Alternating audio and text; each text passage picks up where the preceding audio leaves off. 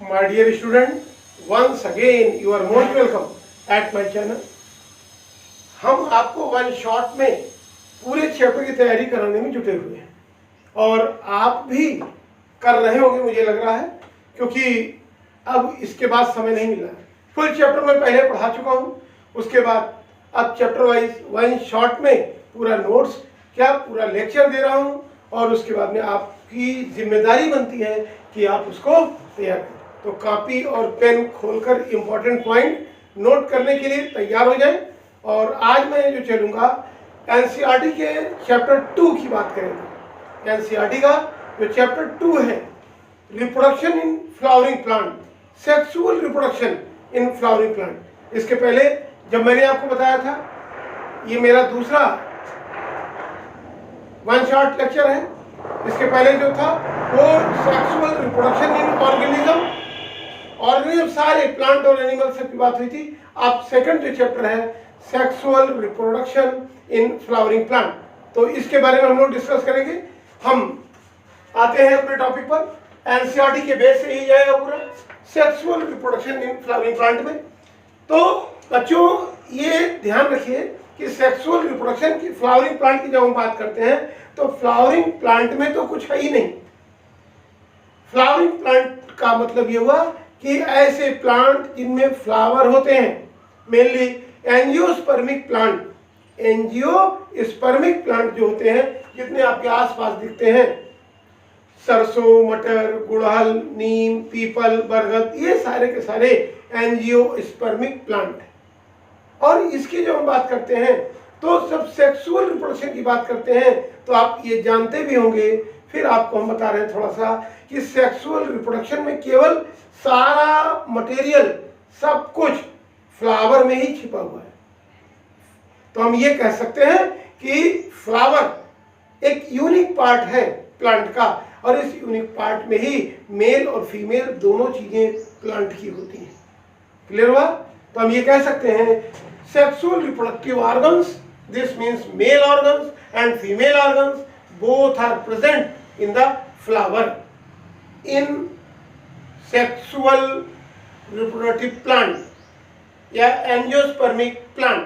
Clear हो गई? तो अगर हम फ्लावर को देखें तो फ्लावर हमें सबसे खूबसूरत रचना दिखाई देती है, प्लांट की सबसे खूबसूरत रचना दिखाई देती है।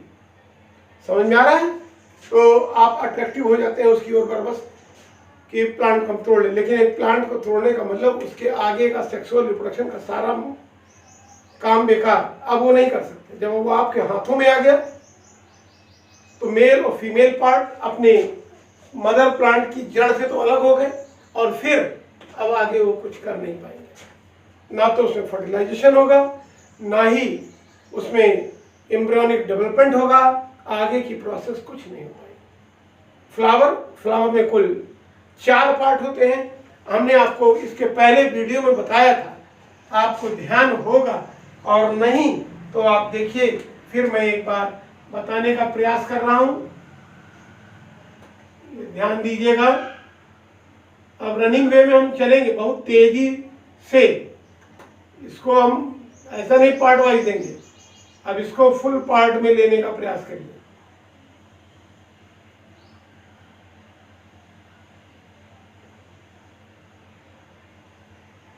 ये हम फ्लावर के पार्ट, एलएस ऑफ फ्लावर जिसको हम बोलते हैं,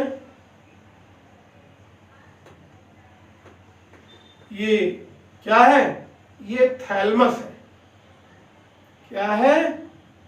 थैलमस। थैलमस का मतलब फूल का आसन, फ्लावर का आसन, यानी flower where is situated, that portion is called as thalamus of the flower. ये फ्लावर का बेस है और यहीं से फ्लावर के सारे पार्ट होते हैं। सबसे बाहर की ओर ये आपको ये ग्रीन स्ट्रक्चर दिखाई देंगी, जो कि लीफी स्ट्रक्चर एकदम होती हैं। उसके बाद कलर्ड पोर्शन इसके होंगे, ये दिख रहे हैं। अभी आपको हम डिटेल में पहले बार बता चुके हैं। जो चीज न समझ में आए हम वीडियो में उसकी लिंक देंगे और आप उसे देखकर और क्लियर कर लें, पहले की वीडियो को देखकर। ठीक, इसके बाद जो थर्ड पोर्शन जाता है वो यहीं से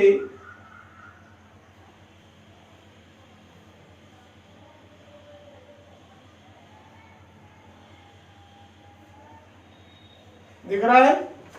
तो कुल मिलाकर मेन जो पार्ट होते हैं फ्लावर के 4 पार्ट होते हैं। एक आपको ये दिखा, दूसरा ये, तीसरा ये, चौथा ये। ध्यान दीजिए, हम इसको क्या कहते हैं, ग्रीन स्ट्रक्चर को हम क्या कहेंगे, इसको हम कहेंगे single one is called as sepal. Single one is called as sepal. और जो दूसरा हिस्सा है इसको हम क्या कहेंगे, पेटल। और जो तीसरा हिस्सा है, तीसरा हिस्सा कौन सा है, ये स्टेमेन है, और नीचे वाला फिलामेंट, ये एंथर। और एंथर और फिलामेंट दोनों को हम कंबाइन कर देंगे तो ये सिंगल स्टेमेन बनता है। और उसके अंदर जब हम जाएंगे तो जो सबसे ऊपर की ओर एक डिश लाइक स्ट्रक्चर दिख रही है, ये कहलाती है स्टिग्मा। इसके बाद लॉन्ग स्टाइल, इसके बाद ये ओवरी। और अगर हम तीनों को ज्वाइन कर दें तो ये कहलाती है पिस्टिल। मेरी बात समझ आ गई। इसको गाइनीशियम भी कहते हैं। क्या कहते हैं, गाइनीशियम। लिख दे रहे हैं, गाइनीशियम और पिस्टिल। और ये स्टेमेन। और एक चीज, ये मेन चीज जान लीजिए कि ये क्या है, ये मेल पार्ट है फ्लावर का, और ये क्या है, ये फीमेल पार्ट है फ्लावर का। क्लियर, बात मेरी समझ में आ गई। ये फ्लावर का स्ट्रक्चर है। फ्लावर को जब हम एलएस देखेंगे, एलएस सेक्शन देखेंगे, एल यानी फ्लावर को खड़ा खड़ा काटेंगे और तब हम उसमें देखेंगे तो there are mainly 4 part. First is the sepal, second petal, and inside the sepal and petal stamens are present and innermost portion is called as pistil or gynoecium. These are 4 main parts, and sepals are more than 1 in numbers. They may be 4, they may be 5, or more than 5, maybe 6 or 7. Clear? Single one structure is called as sepal, but all the sepals are combinedly called as calyx. याद रखिएगा, single one structure, एक अकेली structure को हम बोलते हैं sepal. एक अकेली सिंगल स्ट्रक्चर। आपने देखा होगा जब फ्लावर बड के रूप में निकलती है, कली रहती है, तो उस समय आप देखेंगे कि फ्लावर की बड चारों ओर से ग्रीन लीफी स्ट्रक्चर से कवर्ड होती है, और वो ग्रीन लीफी स्ट्रक्चर ही सेपल्स होती है। ठीक, single one structure is called as sepal. Single one, एक अकेली स्ट्रक्चर को हम कहते हैं सेपल। और जितनी सेपल होती हैं, चाहे वो संख्या में 4 हो, 5 हो, 6 हो, 7 हो, वे सारी की सारी जब एक साथ कंबाइन कर देंगे तो उन्हें हम कहते हैं कैलेक्स। क्लियर हो गई। इसी प्रकार से पेटल, अंदर जो रंगीन पंखुड़ियां होती हैं, कलर्ड जो पंखुड़ियां होती हैं, उन्हें एक स्ट्रक्चर को बोलते हैं पेटल। और सारे रंगीन पंखुड़ियों को एक साथ जब मिला देंगे तो उनको हम कहेंगे करोला। क्या कहेंगे, करोला। क्लियर हुआ। This means single one structure is called as petal, while all the petals are combinedly called as corolla. Clear? And inside the calyx and corolla, the third portion is called as androecium. क्या कहते हैं, androecium. But single one structure is called as stamen. एक अकेले structure को हम बोलते हैं stamen. एक stamen को हम निकालें या कुछ ऐसे देखें तो ऐसे दिखेगी हमें, ये ऊपर से इस प्रकार से दिखेगी। एक सिंगल स्ट्रक्चर को हम क्या कहते हैं, स्टेमेन। इस फिलामेंट, ये लंबी वाली जो स्ट्रक्चर है उसे हम बोलते हैं फिलामेंट, और ऊपर वाली को बोलते हैं एंथर। क्लियर हुआ। स्टेमेन 2 पार्ट में बटी हुई है, कौन कौन सी, फिलामेंट और एंथर। ये पूरा का पूरा मेल पार्ट है। क्लियर। और इसके अंदर जब हम पहुंचेंगे तो हम देखेंगे कि एक सबसे स्पेशल स्ट्रक्चर है जो खुद 3 पार्ट में बटी है। सबसे ऊपर flat disc like structure which is called as stigma, and below stigma a long tubular structure is present which is called style, and on the base of style hollow egg shaped portion is present that is called as ovary. Ovary के अंदर ही ovule होता है। क्या होता है? Ovule. याद रखिएगा, ovary के अंदर ही ओव्यूल होता है। अभी बाद में इसको डिटेल बहुत अच्छे से फिर बताएंगे आपको हम, पहले इतना जानिए। ये ओव्यूल क्लियर हो गया। एक बार देख लें फिर से। Total flower, outer most structure is called as sepal. Single one structure is called as sepal, while all the sepals are combinedly called as calyx. Clear? Inside the sepal or calyx, colored portion is present, and these colored portion are very attractive portion, या most attractive portion of the flower. These are in various color. In some flower these are yellow in color, in some flower these are pink in color, in some flower these are red in color, in some flower these are purple in color, and in some flower these are blue in color, and there are so many other colors maybe. Clear? Single one structure is called as petal, while all the petals are combinedly called as corolla. Clear? And mainly petals function is to attract the insect for the pollination. Clear हुआ? यानी कि flower के जो petal है वो insect को अपनी ओर attract करने का काम करते हैं, जिससे कि पॉलिनेशन की प्रोसेस हो जाए। क्लियर हुआ? And third portion is called as androecium. Single structure is called as stamen.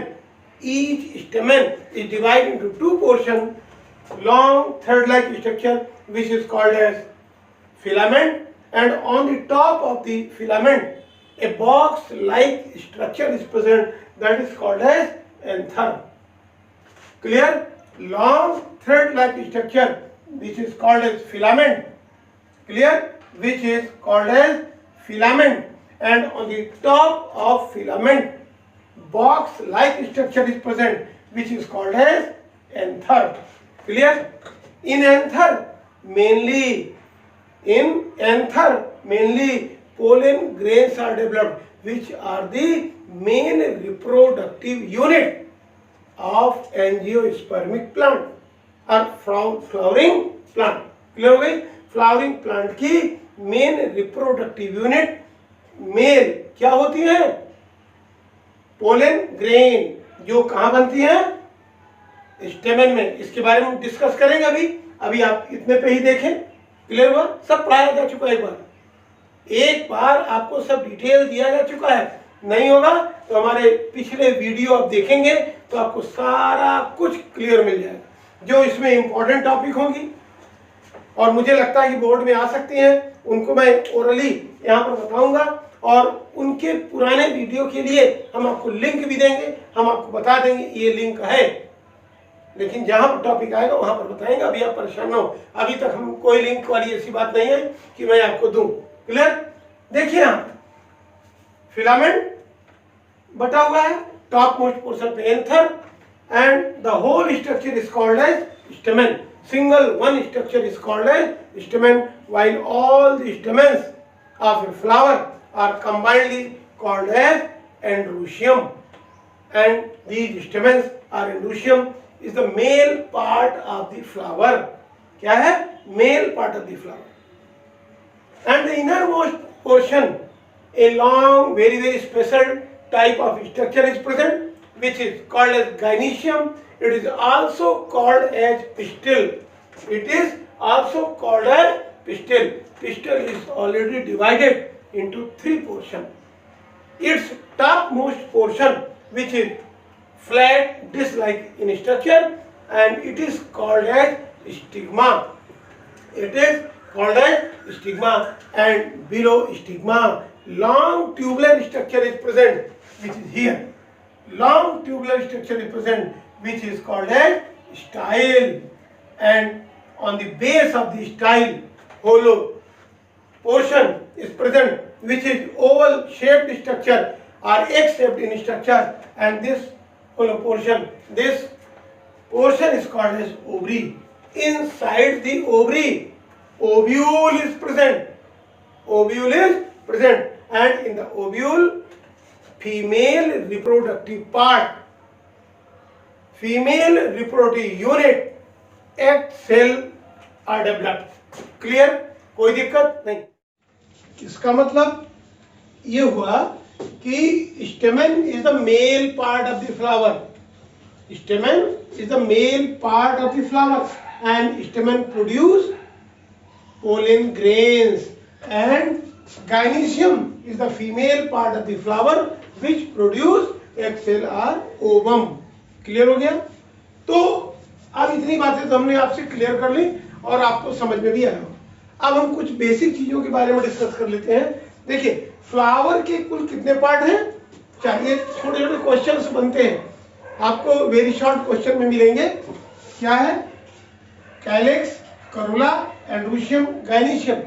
यही ग्रुप में रहेंगे तो कैलेक्स है, ये ग्रुप में रहेंगे तो करोला है, ये ग्रुप में रहेंगे तो एंड्रोशियम, ये गाइनीशियम. क्लियर हो गया? जब ये चारों पार्ट जिस फ्लावर में हो उस फ्लावर को हम बोलते हैं कंप्लीट फ्लावर. क्या कहेंगे? उस फ्लावर को बोलेंगे कंप्लीट फ्लावर. और जिस फ्लावर में इन चारों में से कोई भी एक पार्ट एब्सेंट है तो उसे हम बोलेंगे इनकम्प्लीट फ्लावर. बात मेरी समझ में? क्या मैंने कहा? अगर चारों पार्ट हैं तो कंप्लीट फ्लावर, और इनमें से अगर कोई भी एक पार्ट एब्सेंट हो गया तो इसे बोलेंगे अनकम्प्लीट फ्लावर या अपूर्ण पुष्प. क्लियर हो गया? ये पूरे नहीं, इनमें कमी है, यानी चार पार्ट में से कोई भी एक पार्ट गायब हो, तब इसे हम कहेंगे अनकम्प्लीट फ्लावर. कोई दिक्कत? अब इसके बाद में एक चीज और जान लीजिए. मेल पार्ट स्टेमेन और female part gynoecium. When androecium and gynoecium both are present in same flower. When androecium and gynoecium both are present in same flower, then they are called as bisexual flower. Then they are called as bisexual flower. And when from androecium and gynoecium both only one part is present, only one part is present, then the flower is known as unisexual flower. Clear हुआ? When both part, any male and female both part are present in same flower, then flower is called as bisexual flower, hermaphrodite flower. और जब दोनों में से केवल एक चीज उपस्थित होती है, either male is present or female is present, then the flower is called as unisexual flower. When stamen is only present, gynoecium is absent, then the flower is called as male flower. And when stamen is absent and gynoecium is present, then the flower is called as female flower. कोई दिक्कत नहीं ना? आपने देखा होगा बहुत से plant में फूल तो खूब ढेर सारे निकलते हैं, पर उनमें फ्लावरिंग के बाद फ्रूटिंग की प्रोसेस नहीं होती है. आपने अपने घरों में या आसपास के एरिया में लौकी कद्दू का पेड़ देखा होगा, बहुत अच्छी तरीके से. लौकी, कद्दू, नेनुआ, तरोई, करेला, इन सब में फ्लावरिंग होगी खूब, लेकिन सारे फ्लावर फ्रूट नहीं देते. आपने कभी कभी देखा होगा फ्लावर में कि कुछ फ्लावर तो ऐसे होंगे, ये फ्लावर होंगे, और कुछ फ्लावर ऐसे होते हैं.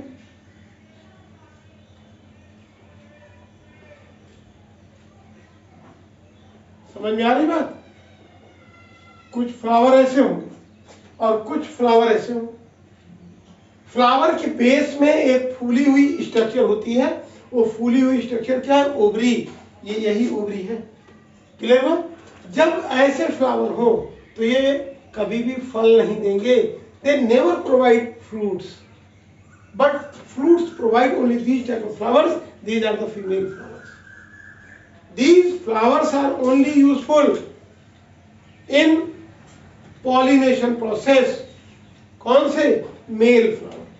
मेल फ्लावर स्टेमन में क्या बनाएंगे? पोलन ग्रेन, और जब पोलन ग्रेन इसमें जाएंगे तो पॉलिनेशन होगी। इसका इनका काम समाप्त। ये जाएंगे सूख, और पॉलिनेशन के बाद ये जो फूला हुआ स्ट्रक्चर दिख रहा है ये फ्रूटिंग होके फल बना लेंगे, और ये भी धीरे धीरे आगे सूख जाएंगे। क्लियर हुआ? लेकिन ये ना हो और केवल मेल फ्लावर लगे हो तो फ्रूटिंग का काम कभी नहीं। बात मेरी समझ आ गई? तो हमने आपको डिस्कस कर लिया इसके बारे में, male flower, female flower, unisexual flower, bisexual flower, complete flower, uncomplete flower, यानी ये 5-6 हेडिंग आपको बहुत आसानी समझा दी और आप समझ भी गए। रिवाइज करें, समझा क्या दी, पढ़ा क्या दिया हमने, रिवाइज करा दिया आपको। ये पूरा आपने कर लिया होगा। मेन पॉइंट्स को आप नोट भी कर लेंगे। जहाँ आपको ये दिक्कत हो, लगे कि ये हमें पॉइंट चाहिए, तो आप वीडियो को पॉज करके जूम करके निकाल लेंगे, अपना मैटर मिल जाएगा। ठीक? तो क्या बना? Male flower, female flower. मैंने समझा दिया। मेल फ्लावर का मतलब ये एंथर वाला हिस्सा जिसमें है, स्टेमन जिसमें है, और कुछ फ्लावर ऐसे जिसमें दोनों है। अगर दोनों है तो इसमें क्या बनेंगे? स्टेमन बनेंगे, और इसमें एक्सेल बनेगा। अब एक चीज यहीं पे, ये चीज क्लियर हो गई, ध्यान दीजिएगा। अब मेन चीज क्या है? अब माइक्रोस्पोरोजेनेसिस एंड मेगास्पोरोजेनेसिस, दो मेन प्रोसेस होती हैं। कौन कौन सी?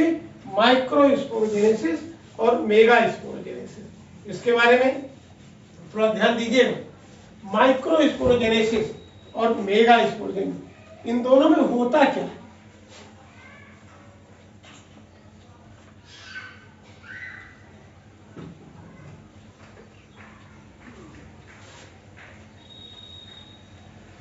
दो मेजर प्रोसेस हैं। कौन कौन सी? पहली है माइक्रोस्पोरोजेनेसिस,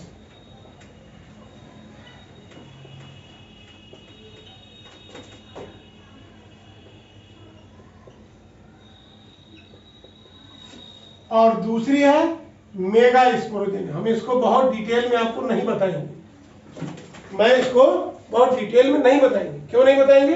क्योंकि मैंने पूरा आपको विथ डायग्राम बोर्ड पे काफी कुछ एक्सप्लेन किया था।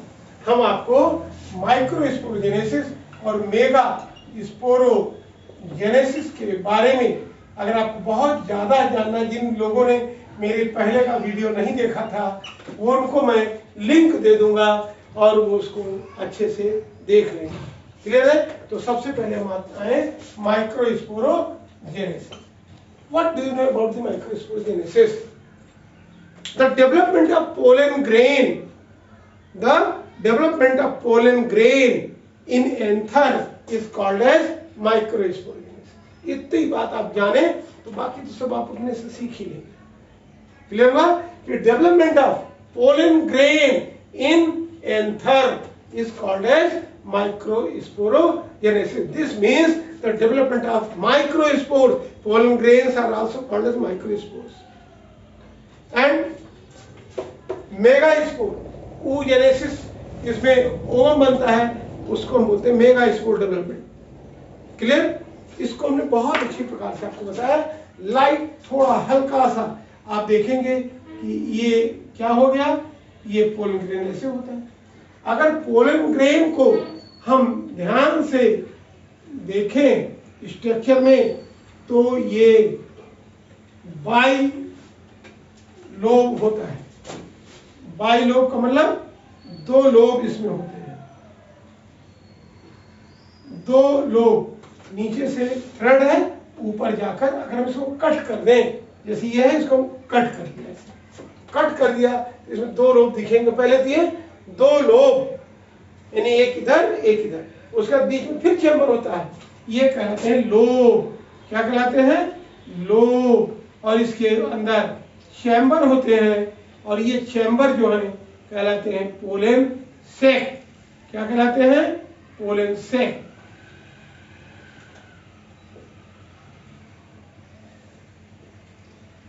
पोलन सेक या पोलन चैम्बर। इन पोलन चैम्बर में ही पोलन ग्रेन बनते हैं। क्या बनेंगे? पोलन ग्रेन, याद रखिएगा, इनमें पोलन ग्रेन बनते हैं। और पोलन ग्रेन की बनने की प्रोसेस को ही हम बोलते हैं माइक्रोस्पोरोजेनेसिस। कोई दिक्कत नहीं ना? आपको मैंने डायग्राम शुरू में बनवाया हुआ, जब पहले वाले वीडियो में, पहले ये एक सिंगल स्ट्रक्चर, फिर ऐसे बनाया था, फिर उसमें 4 सेल बड़ी हो गई थी और चारों सेल फिर अलग अलग एरिया में बढ़ गई थी और इस प्रकार से इनमें बने थे माइक्रोस्पोर। आपको कुछ याद आया? नहीं तो आप देखेंगे, ये बने माइक्रोस्पोर। और माइक्रोस्पोर बनने के बाद जब माइक्रोस्पोर मैच्योर हो जाते हैं तो ये जो पोलन चैम्बर है फट जाते हैं और ये सारे के सारे माइक्रोस्पोर फ्री हो जाते हैं। आपको हम वीडियो में लिंक दे रहे हैं और वीडियो में जब लिंक देंगे तो उस समय आपको माइक्रोस्पोरोजेनेसिस का पूरा वीडियो वहां मिल जाएगा। ध्यान दीजिएगा, जब आपको वीडियो में माइक्रोस्पोरोजेन पढ़ना है, अगर डिटेल में जाना है, तो वीडियो में दी गई लिंक को आप खोल के उस वीडियो को भी आप देख लें। क्लियर? हाँ, तो ये बन गए, ये फ्री हो गए, तैयार हो गए। इसी प्रकार से मेगा स्पोरोजेनेसिस, मेगा स्पोरोजेनेसिस में क्या होता है? मेगा स्पोर बनता है। मेगा स्पोर जो बनता है उसमें कैसे बनता है? ध्यान दीजिएगा, मेगा स्पोर गैनीशियम में जो बनता है, इस प्रकार का पूरा मेगा स्पोर तैयार होता है इस तरह से।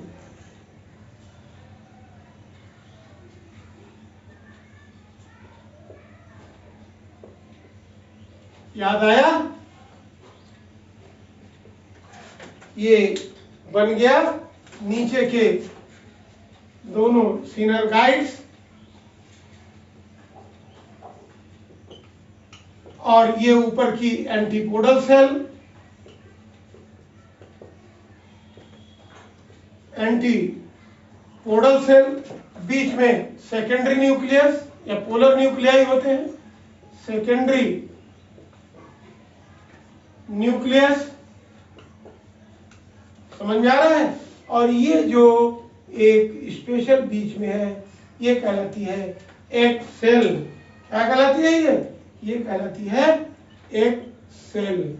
और एक सेल के डेवलपमेंट के पूरे इसको हम क्या बोलते हैं? ये एम्ब्रियो सेक। एम्ब्रियो सेक कहाँ डेवलप होता है?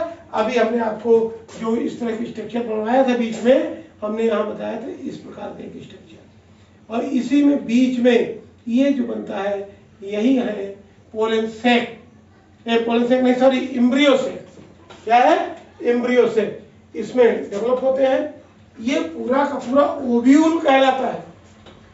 ओव्यूल का स्ट्रक्चर भी वेरी इंपॉर्टेंट। ओव्यूल बोर्ड में भी पूछा जाता है और आपको नीट के लिए भी इसमें से क्वेश्चंस मिलेंगे। Where antipodal cells are present, where egg cells are present, in nucleus, in secondary nucleus, how many nucleus are present, what is secondary fertilization, what is double fertilization, what is the difference between true fertilization and double fertilization, दोनों में difference क्या है? ये सब तमाम प्रकार के questions इसमें बनते हैं। क्लियर हुआ? तो ट्रू फर्टिलाइजेशन, और इसको हमने पहले आपको खूब अच्छे से बताया था। ठीक, ये जो अंदर वाला है ये स्ट्रक्चर ओव्यूल का है। आप ध्यान दीजिए, ध्यान नहीं दे पा रहे हैं, ये इसको आप एक क्वेश्चन मार्क जैसे बना ले। ये बन गया।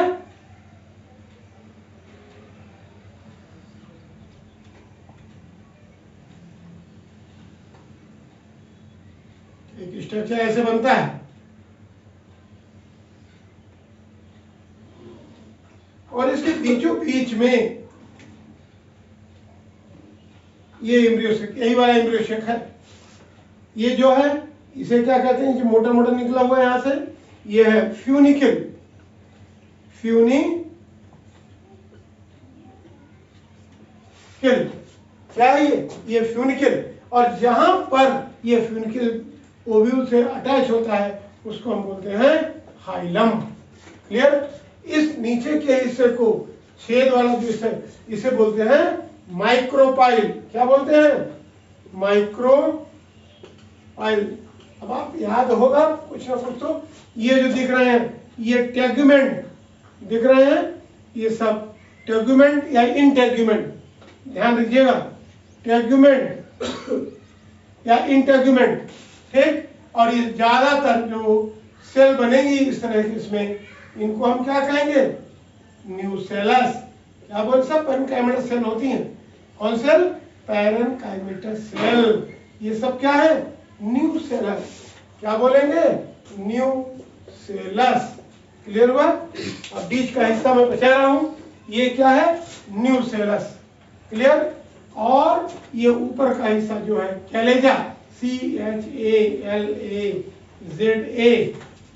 कैलेजा। और ये जो बीच वाला हिस्सा है इसे हम बोलते हैं पोलन सैक। इसमें ऊपर की ओर जो 3 सेल है, एंटीपोडल सेल, माइक्रोपाइलर एंड की ओर जो 3 सेल इधर बनती हैं, इनको बोलते हैं, बीच वाली को बोलेंगे एक्सेल, ये है एक्सेल, और इन दोनों को बोलेंगे सीनर गाइड्स। क्या है ये? सीनर गाइड। और ये बीच वाली सेल को बोलेंगे एक्सेल। यही मेन सेल है, एक्सेल। और इधर और इधर दोनों तरफ से एक एक सेल आती है, बीच में ये दोनों मिल जाएंगी, और इसको हम कहेंगे सेकेंडरी न्यूक्लियस। क्योंकि इसमें डबल है, 2 न्यूक्लियस है, इसे बोलेंगे secondary nucleus. Clear? NuClEus, secondary nucleus. Clear हुआ? ये ओव्यूल, ए टिपिकल ओव्यूल आपका यहाँ पर तैयार हो गया। और इस प्रकार से आप इतना डायग्राम बना के इनकी लेबलिंग भी कर देते हैं तो भी एक अच्छी लेबलिंग मानी जाएगी। ये पूरा फिलअप कर देंगे यहाँ से। क्लियर हुआ? इधर क्या तैयार हुआ? ये तैयार हुआ एक्सेल, और उधर क्या तैयार हुए थे? Pollen grain. अब पोलन ग्रेन और एक्सेल आएंगे दोनों पास पास। कैसे आएंगे? By pollination. By pollination. Pollination कैसे होगा? ये क्लियर हो गया? अब ये ध्यान दीजिएगा, अभी हम इसको अपने जगह बनाने के लिए इतना रिमूव कर रहे हैं, और ध्यान दीजिएगा भी शायद इसकी जरूरत पड़े तो मैं इसे छोड़े हूं। जो प्लांट होते हैं इस पे फ्लावर निकलते हैं, ढेर सारे हैं प्लांट निकलते हैं। किसी फील्ड में ढेर सारे प्लांट हैं, इनमें फ्लावर भी निकलते हैं। ये फ्लावर हुए। अब फ्लावर माना ये बाइसेक्सुअल फ्लावर है, हमने आपको सब समझाया है पहले। पॉलिनेशन की भी हम आपको लिंक दे देंगे। पॉलिनेशन की लिंक जब हम देंगे तो आपको पूरा डिटेल पॉलिनेशन बनेगा, ठीक। जब देखिए इसमें भी पोलन ग्रेन बनेंगे, इसके पोलन ग्रेन निकलकर अगर इसी फ्लावर पर आते हैं, या इसके पोलन ग्रेन निकलकर इसी प्लांट के दूसरे फ्लावर पर पहुंचते हैं, तो वह सेल्फ पॉलिनेशन, यानी प्लांट नहीं चेंज हुआ है तब होगा सेल्फ पॉलिनेशन। और अगर इसके पोलन ग्रेन निकलकर किसी दूसरे प्लांट के किसी फ्लावर पर पहुंचते हैं तो इसे बोलते हैं क्रॉस पॉलिनेशन। ये क्या हुआ था? सेल्फ। बात मेरी समझ आ गई? जब किसी फ्लावर के पोलन ग्रेन निकलकर उसी फ्लावर के स्टिग्मा पर पहुंचे तो इसे कहते हैं सेल्फ पॉलिनेशन। या उसी प्लांट के स्टिग्मा पर पहुंचे तो बोलते हैं सेल्फ पॉलिनेशन। ये बात समझ आई? तो पॉलिनेशन को डेफिनेशन पूछे आप क्या कहेंगे? The transfer of pollen grain from anther to stigma is called as pollination. Transfer of pollen grain from anther to stigma is called as pollination. Pollination may be 2 types, self-pollination or cross-pollination. In self-pollination, pollen grains always transfer from either same flower anther to same flower stigma or anther to stigma of same plant's other flower. But in cross-pollination, pollen grain always transfer from one plant's anther to other plant of flower. Clear हो गया, कोई दिक्कत नहीं। तो ये हो जाता है इस पर पॉलिनेशन। और जब पॉलिनेशन होगी तो उसके बाद होगा स्टिग्मा पर पोलन ग्रेन का जर्मिनेशन और उसके बाद डेवलपमेंट। क्लियर हो गया, तो स्टिग्मा पर डेवलपमेंट होगा और उसके बाद अब हम इसको बताते हैं आपको।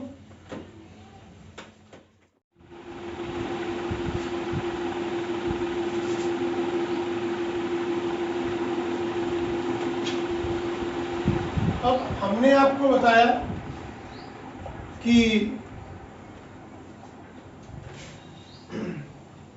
पोलन ग्रेन का जर्मिनेशन होगा कहाँ?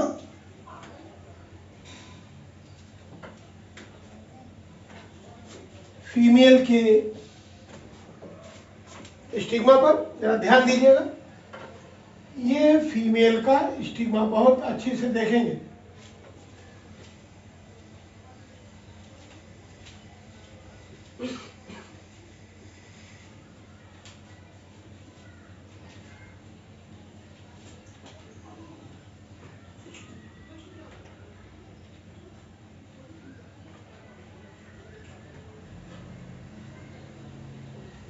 ध्यान दीजिएगा, मैंने अभी बताया आपको कि पॉलिनेशन में क्या होता है। पॉलिनेशन में पोलन ग्रेन एंथर से स्टिग्मा पर ट्रांसफर होते हैं। एक तो डेफिनेशन मैंने बताई थी कि transfer of pollen grain from anther to stigma is called as pollination. अब हम ये यहाँ बिल्कुल डिस्कस ही नहीं करेंगे कि किस प्रकार से स्टिग्मा पर गए, चाहे वो सेल्फ पॉलिनेशन हो, क्रॉस पॉलिनेशन हो या कोई भी रीजन से, चाहे जैसे गए हो, लेकिन कुल मिलाकर गए। और जब पोलन ग्रेन कहीं से भी हो, अब वो आ गए स्टिग्मा पर। ध्यान दीजिए, इधर ये आ गए उड़ करके स्टिग्मा पर आ गए, ये आ गए, दिख रहा है आपको, ये आ गए। और स्टिग्मा पर स्टिकी सब्सटेंस, सुगरी शर्करा युक्त सुगरी स्टिकी सब्सटेंस लिक्विड में होता है, वो सिक्रेट होता रहता है, उसको ये एब्जॉर्ब करके क्या करेंगे, फूल जाएंगे। जब उसको एब्जॉर्ब करके फूल जाएंगे तब ये जर्मिनेट होंगे। पोलन ग्रेन को भी मैंने इसके पहले वाले वीडियो में बहुत अच्छे से क्लियर बताया था कि ये पोलन ग्रेन है। पोलन ग्रेन में अंदर न्यूक्लियस होता है और बीच बीच में कुछ वीक पॉइंट होते हैं। ये पॉइंट, इनको हम बोलते हैं जर्म पोर। क्या बोलते हैं, जर्म पोर। और इन्हीं जर्म पोर से ये जर्मिनेट होंगे। क्लियर हुआ? तो पूरा का पूरा मटेरियल निकलेगा धीरे धीरे बाहर और ऐसे जर्मिनेट हो जाएगा, ये बनेगा पोलन ट्यूब।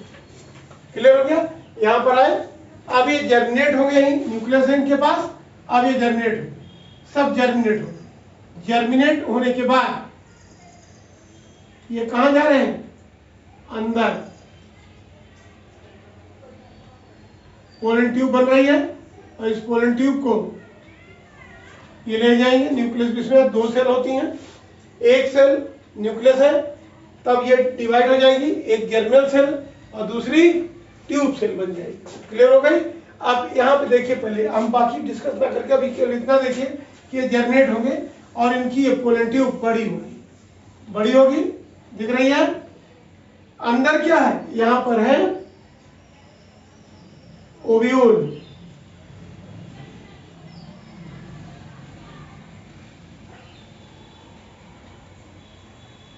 ओव्यूल है और ओव्यूल के अंदर ये यहां पर एम्ब्रियो शेक है। एम्ब्रियो शेक में 3 सेल है, मैंने बताया था अभी थोड़ी देर पहले। ऊपर वाली एंटीपोडल सेल, नीचे सिनरगाइड सेल और ये बीच वाली एक सेल। कौन सेल है, एक सेल और बीच में सेकेंडरी न्यूक्लियस। ध्यान रहेगा, ये बीच वाली जो यहां दिख रही है आपको, ये बीच वाली यहां एक सेल है। क्लियर हुआ? अब ये जर्मिनेट होने के बाद ये आगे बढ़ेंगे, आगे बढ़ते हुए ये लंबी होकर नीचे पहुंचेंगी। ध्यान दीजिएगा, जितने भी पोलन ग्रेन होंगे सब जर्मिनेट होंगे लेकिन उनकी पोलन ट्यूब अंदर तक जो पहुंची केवल एक की पहुंचेगी। एक पोलन ग्रेन, एक परागकण की जो पोलन ट्यूब होती है वो अंदर पहुंचेगी, जिसमें यहाँ पे इसके 2 गैमीट बनते हैं। कितने गैमीट है? कुल 2 गैमीट बनते हैं। दोनों मेल गैमीट होते, एक देखो ये दोनों दिख रहा है आपको, मैं बना रहा हो सकता कैमरा जूम ना हो पाए तो आप इसको बड़ा होकर देखेंगे। ये 2 मेल गैमीट, इसके न्यूक्लियस से कितने बने? 2 मेल गैमीट। हम यहाँ शो कर रहे हैं, ध्यान दीजिएगा। ये 2 क्या है? Male gamete, 2 male gamete. ये पोलन ट्यूब, ये क्या है? Pollen tube. पोलन ट्यूब, ये पोलन ट्यूब अंदर जाएगी, दोनों मेल गैमीट साथ में जा रहे हैं। अब ये इसके अंदर एंट्री कर जाएगी, कहां से? माइक्रोपाइल वाले छेद से, माइक्रोपाइल वाले इंड से, माइक्रोपाइल से होते हुए ये दोनों अंदर घुसेंगे।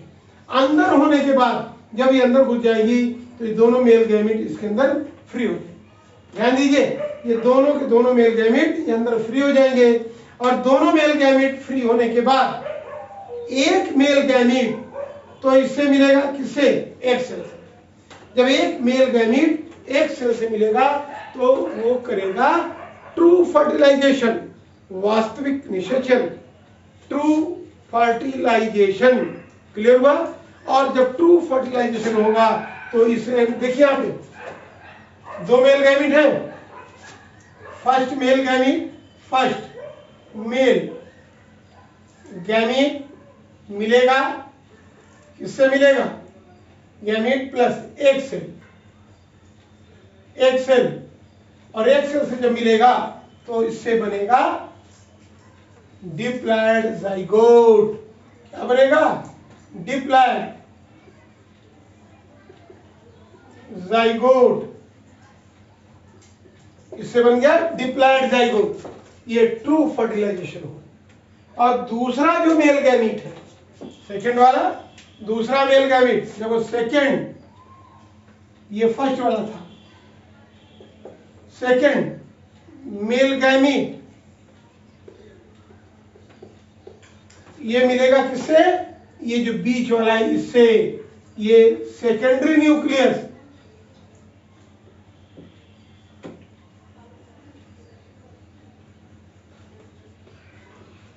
सेकेंडरी न्यूक्लियस, ध्यान दीजिएगा। ये मेल गैमीट n है और ये सेकेंडरी न्यूक्लियस ये 2n है, तो दोनों मिलकर बनेंगे क्या? ट्रिप्लॉयड न्यूक्लियस, यानी कि 3n जाइगोट बनेगा। अब 3n जाइगोट, ये नीचे वाला दिख रहा है यहाँ पे, जरा ध्यान दीजिएगा। ये नीचे वाला हिस्सा दिख रहा है कि नहीं दिख रहा है यहाँ पे? अगर नीचे वाला हिस्सा दिख रहा है तो ट्रिप्लॉयड जाइगोट, ये समझ लीजिए। क्लियर है? यहाँ पर क्या बना? ये डिप्लॉयड जाइगोट, डिप्लॉयड, ऊपर वाला डिप्लॉयड 2n है और नीचे वाला ट्रिप्लॉयड। दोबारा फर्टिलाइजेशन हुआ है तो इसको हम बोलेंगे डबल फर्टिलाइजेशन।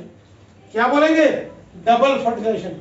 ये हिस्सा यहाँ ट्रिप्लॉयड न्यूक्लियस 3n लिखा है ना, 3n का मतलब ट्रिप्लॉयड, 3n का मतलब ट्रिप्लॉयड जाइगोट बना और ट्रिप्लॉयड जाइगोट से बनेगा इंडोस्पर्म। याद रहेगा, ये डिप्लॉयड जाइगोट बना ऊपर, डिप्लॉयड जाइगोट से क्या बना? डिप्लॉयड जाइगोट से अब एम्ब्रियो डेवलप होगा। एम्ब्रियो डेवलप में नए एम्ब्रियो का डेवलप होगा, सीड बनेगा, जिससे नया प्लांट जर्मिनेट होकर निकलेगा। लेकिन जो ट्रिप्लॉयड न्यूक्लियस है ये क्या होगा? ये ट्रिप्लॉयड न्यूक्लियस से इंडोस्पर्म बनेगा। ध्यान दीजिएगा कि कभी कभी आता है, what is the difference between fertilisation and double fertilisation? Embryo sac and endosperm. Embryo sac क्या है? एम्ब्रियोसेक तो यही बन जाएगा जहां एम्ब्रियो डेवलप होगा, और इंडोस्पर्म क्या है? जो डेवलपिंग एम्ब्रियो को फूड प्रोवाइड करने का काम करेगा। क्लियर हुआ? ये दोनों में मेजर डिफरेंस है। बात मेरी समझ आ गई कि डिप्लॉयड, बस यही मेन बात है, इसमें और कुछ है नहीं। डिप्लॉयड यानी दो मेल गैमेट रहते हैं, दोनों when first male gamete fuse with egg cell then true fertilisation take place and diploid zygote is produced. From this diploid zygote embryo develop and it is called as true fertilization. While the second male gamete fuse diploid nucleus, secondary nucleus and form triploid zygote, and this zygote develop after second fertilization, and due to this reason it is called as double fertilization. Clear हुआ? जब double fertilisation यहाँ हो गया, इससे क्या बनेगा? Industry. ये developing embryo के लिए फूड का काम करता है। बात मेरी समझ में आ गई? अब आपको समझ में आ गया होगा कि अब जब फर्टिलाइजेशन हो गया, फर्टिलाइजेशन के बाद कुछ चेंजिंग होती है प्लांट के अंदर, फ्लावर में। क्या चेंजिंग होगी? इसके कैलेक्स, करोला दोनों गिर जाएंगे, सूख जाएंगे, गिर जाएंगे, कभी कभी लगे रहते हैं। सेपल और पेटल, बात समझ में आ रही? कभी कभी ये सेपल लगे रहते हैं, जैसे आप देखिए ब्रिंजल, बैगन, बैगन में देखा, बैगन में ये लगे रहते हैं। मिर्च, मिर्ची में ये लगे रहते हैं। तो ये रेयर केस में है, लेकिन most of the plant calyx, corolla, androecium all are destroyed, सब ड्राई होकर सूख जाते हैं, गिर जाते हैं। नेनुआ, नेनुआ जानते हैं? तरोई, नेनुआ तरोई की सब्जी जब आती है तो नीचे फूल लगा रहता है, तो वो उसी में सूख गए हैं, लेकिन उसमें भी वो अटैचमेंट उनका बना हुआ है। बात मेरी समझ में आई? तो कैलेक्स, करोला, एंड्रोशियम गिर जाते हैं, गायनीशियम का भी जो स्टाइल है वो सूख जाएगा, स्टिग्मा भी सूख जाएगी, बचेगी ovary. Ovary convert into fruits. Always remember, fruit develop from ovary. Clear? जब ओवरी फ्रूट से डेवलप हो तो ऐसे फ्रूट को हम ट्रू फ्रूट्स कहते हैं। और जब फ्रूट्स किसी भी फ्लावर के अदर पार्ट से डेवलप हो जाए, ओवरी का कोई रोल ना हो, तो वो फ्रूट फॉल्स फ्रूट कहलाते हैं। याद रखिएगा, fruits always develop from the ovary. Clear हुआ? ओवरी से ही पूरे के पूरे फ्रूट डेवलप होते हैं। क्लियर है? जब ऐसे फ्रूट जब ओवरी से डेवलप हो जाते हैं तो उनको हम बोलते हैं ट्रू फ्रूट्स, और ओवरी को छोड़कर जब दूसरे पार्ट से डेवलप होते हैं उन्हें हम बोलते हैं फॉल्स फ्रूट। फॉल्स फ्रूट में सेब, एप्पल जानते हो, वो पुष्पासन थैलमस से डेवलप होता है, इस थैलमस से फूल जाता है चारों। रियल फ्रूट तो हम सेब को काटें तो अंदर जहां पर सीड भरे हुए होते हैं, केवल उतना हिस्सा ही, जहां सीड भरे होते हैं उतना हिस्सा ही फ्रूट का होता है। थैलमस पूरा कवर कर लेता है और उसमें थैलमस ही फ्रूट का फॉर्म ले लेता है। थैलमस को यूं खाते हैं, कहते हैं हम फ्रूट खा रहे हैं, थैलमस खाते हैं। लेकिन थैलमस से जब न डेवलप हो, अदर पार्ट से कोई भी फ्रूट डेवलप हो जाए तो ऐसे फ्रूट्स को बोलते हैं फॉल्स फ्रूट।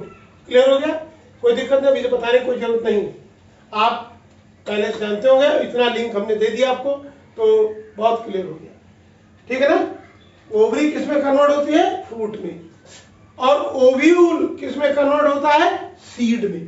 ध्यान रखिएगा, ओव्यूल हमेशा सीड में कन्वर्ट हो जाता है और ओवरी फ्रूट में कन्वर्ट हो जाती है। क्लियर हुआ? बाकी सारे के सारे इससे सूख जाते हैं। कैलेक्स, करोला, एंड्रोशियम, गायनीशियम का स्टिग्मा, स्टाइल सब dry and destroy, but ovule convert into fruit and नहीं, ovule convert into seed while the ovary convert into fruit. ये बात ध्यान रखिएगा। अंडाशय समझ रहे हैं?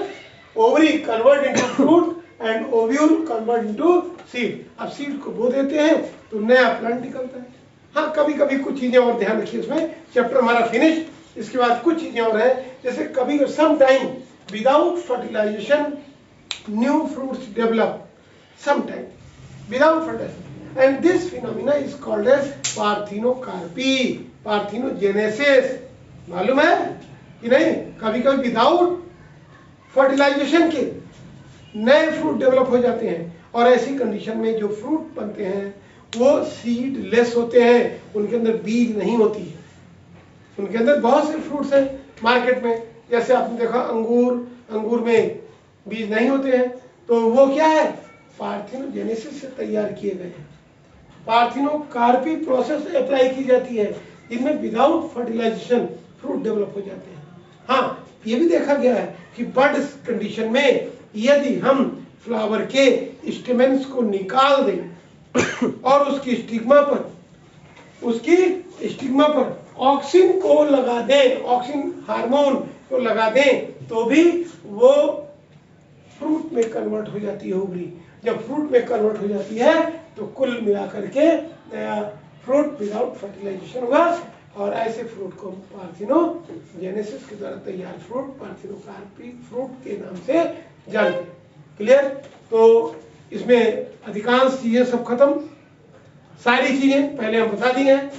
सभी मेन पॉइंट्स के, जैसे माइक्रोस्पोरोजेनेसिस का हम वीडियो लिंक दे देंगे, मेगा स्पोरोजेनेसिस का वीडियो लिंक दे देंगे, और